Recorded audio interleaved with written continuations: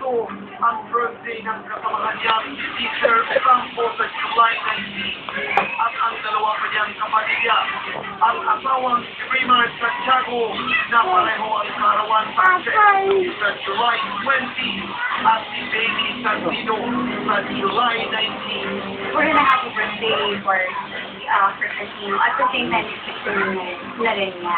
Sasabay na So, yun. sasabay na rin yun. Kaya, anyway, mas birthday na. Wala. Hindi ko alam kung ano yung Ganun lang. pero, yun na lang.